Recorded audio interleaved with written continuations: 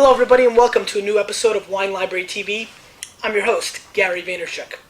As you may notice, I only have one glass, and that's because I decided to taste today the way I'm really accustomed to tasting, which is one glass, a little bit of water, rinse the glass and move on.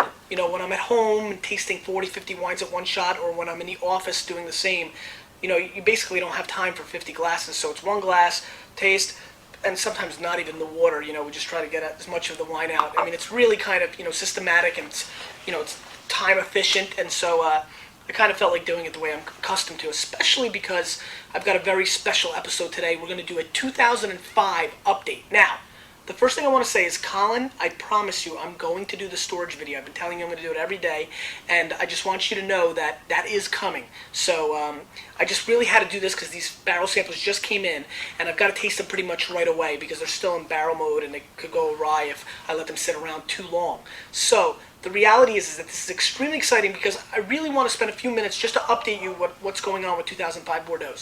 The 2005 Bordeaux are off to a fever pitch. The wines are selling very well in the $20 to $40 price range.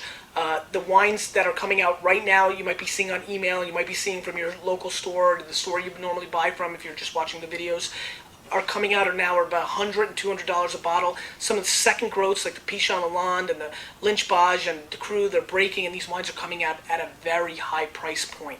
So it's really interesting to me to watch how people are responding. People are buying, but they're being careful. Everybody's waiting for first growths. So let me tell you right now, if you're watching this video and you're waiting for first growths, they're going to be $5,000, $6,000 a case on release. So what do I think about that? I think one day they're going to be $10,000 on release much quicker than you think. So being the quality of 05, it doesn't bother me so much. But it does bother me in how quickly we've gotten to 5,000 when I remember in 2000 vintage, people were screaming about 2,000. Hopefully, it's going up with the vintages, it seems like. But the reality is there's a lot of diamonds in the rough. There's a lot of 92 to 95 point Parker wines that are $30 to $60. There's a lot of great wines that I've tasted, and a lot of great wines that we've offered that I've thought have been tremendous values, even in that $60 to $80 range. Don't forget what's happened in Spain and Australia and California. I think a lot of people are like, well, I remember buying Grand Poux Lacoste for $25. It's now $72. Well, $72 gets you, California cabs. It gets you a high-end Australian Shiraz. So remember this. Bordeaux have a track record. They've been great for years. We know they can cellar, and when you get a great vintage, they always appreciate. And let's also remember, China, Russia, a lot more players are coming in. These are not California and Australian vineyards where they can go and buy bulk juices. One small plot of land that Lynch Bage, De Cru, Côte d'Estrade, Latour, that's where they make their wine from, and that's it. Demand is at an all-time high, and that's what's really creeping up the prices. So basically, with all this jibber-jabber, here's my process on this. There's a lot of wines between $50 and $150 for collectors that you should be seriously looking at. There's a couple real serious wines at the upper scale, especially Chateau Pavie, which we have not released yet, but it's going to be about a $300 bottle. It's a 98 to 100. It's about half the price of the first growths, a little bit less than half. It's a wine that I really seek out. Obviously, there's Pape Clement, which got also a tremendous score. There's also the mid-tier, where you've got Smith Halt Lafitte, which is a 95-pointer, Quinantlan Clos. We've got a couple here that have gotten great press. This Brannon, I'm excited to try and see how we like it. So there are wines, you got to do your homework, seek them out. Let's taste through quickly. Chateau Béchevel 2005. So you can see this is in a half bottle. Béchevel is a great little winery that has been going on for a little while with a little bit of a cold streak, and so far everybody's saying, wow, Jesus. People are saying the 05 is a comeback vintage for Béchevel, so I'm really excited to try this. This is one that I remember in 89 and 90 vintages were some of the great years.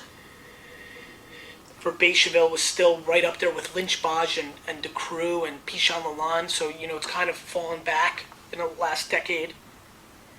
Great chocolate nose, ridiculous color. I mean, just obnoxious.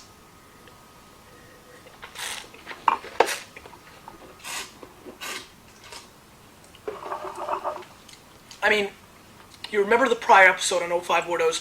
This is going to be a great vintage, but they're big wines. I mean, this all tannins. If 95% of the customers watching this taste this wine right now, they would not like it. As you can see, I'm even having a tough time talking because there's just so much saliva building up from the dryness. But the structure and the complexity is there. I mean, I'm very accustomed to drinking barrel samples. I've had thousands and thousands in my life, and I can tell you the structure and complexity is there. Again, I think this is like a 91 to 93 pre-range for Parker, which is high. This wine's been hovering in the 85-point range. I can tell you that this is a great value in my opinion. I think it's in the 40s or 50s. But more important than that, the structure of these 2005s have been overwhelming. Brenier de Cru, 2005. As you can see, they didn't even want to send me full bottles for barrel samples because the wine is so scarce and so valuable. Another great St. Julien. Brenier de Cru is a wine that a lot of people are not familiar with. It's kind of under the radar for normal, educated wine consumer. Obviously, Bordeaux heads love this wine. It's got a great track record, and the wines are just getting better. So let's see what we got here. Again, like outlandish color. Getting very little nose on both wines, just the reality of a barrel sample.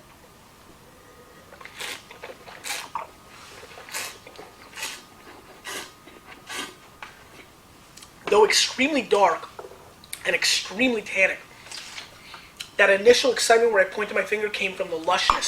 It's clearly got a lot of silky smooth flavors. There's a lot going on in there. It's going to be a very, very, very good wine. Really, really complex.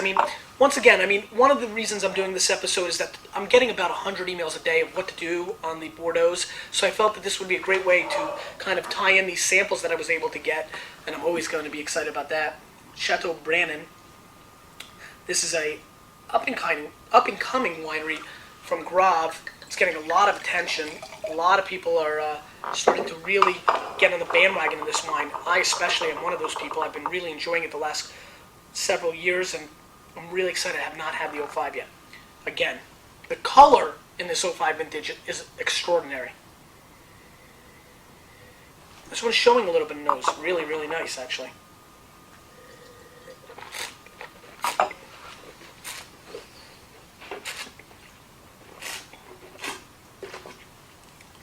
Oh, yeah. Again, very bitter tannins on the finish. But clear-cut black fruit, currant, cassis, little Asian spice, a little bit of bell pepper, but not green in any manner. A little bit of strawberry. There's a lot going on here. The finish is, just killing. They're calling for me, but I'm going to keep tasting my Bordeaux. Wow, this is really, really extraordinary. I would rate this wine anywhere as a barrel, and you give a big range because you don't know where the wine's going, but this is, to me, is a 94 to 98 point wine. This is really on that level. This is massive.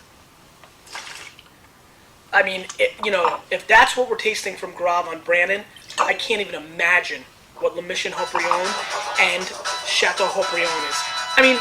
How huge is this episode? The phone's ringing now too. Everybody's looking for me, but I'm going to go right through it, and I'm going to continue to taste Bordeaux. And what we're going to focus on now is a wine that's got a lot of excitement behind it. This is the Chateau Garonne 2005. And Garonne has been getting very, very hot over the last couple of years.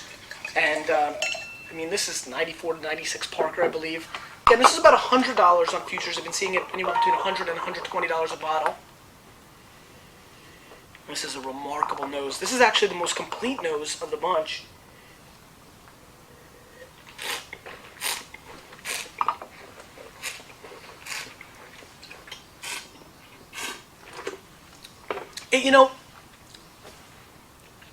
It pisses me off. I wish these wines were just a little less priced because I would be going berserko recommending absolutely every single person I know to buy these wines. Again, at $100, this is a value. This wine already tastes extraordinary. Believe it or not, I'll probably give the Brannon an edge over to Garonne, just because I think there's more structure there long term. By the time this wine hits the market in 2 years, that's right, you're getting a sneak preview here on Wine Library TV, 2 years away. But the reality is that these wines are so complex. 2005 is going to be such an amazing vintage that I just beg everybody, I don't care if you buy it from us. I just am saying this. Buy some 2005 futures wherever you are. Buy the $10 wines. We're offering a lot of $10 wines that I've liked. But 25 to 50, that's where you really want to play. If you've got a serious seller or if you're collecting, from 50 to 100. There's so many things. Stick to higher scored wines because Parker is amazing in Bordeaux. Whether you love him, you hate him. I'm a huge fan of Robert Parker in Bordeaux. I tend to agree with him all the time. I think he's got Clanet rated a point or two higher than Brannon, and I have it reversed. Those are the subtleties, but these are all great wines. I'm just honored, really, to be able to taste these 2005 barrels, and I'm going to tell you this much. 2005 is a legendary vintage, and one that should be taken very seriously. That means don't go run out and spend $1 billion because you don't know the dollar's not that strong right now. Things could change. You got to put that in mind. But the wines are disappearing. I'm up at 3, 4 o'clock in the morning every day this week, last week, trying to buy these Bordeaux's. And for example, once again, just to give you a feel, today I bought Côte d'Estrenal, and about 4 or 5 hours after, it went up $30, 30 euros a bottle. Chateau L'Angelus 2 days ago, I bought. I thought it was ridiculously priced, but I bought it because 96 to 98 Parker, it was first tranche. I knew it would go up. Sure enough, it's almost up 40 euros a bottle today. I bought it yesterday. The market's moving. China, Russia, and all sorts of other places in the world are jumping on. I don't want the American drinkers to miss out on this, and hopefully you're watching this video. If you're into wine, you know what? The bottom line is, if you have a reputable Bordeaux seller like Wine Library or anybody else, if you decide to refund it, they should just refund it for you. We would. Jump on it now, and if you decide later, just refund it because this is a classic vintage.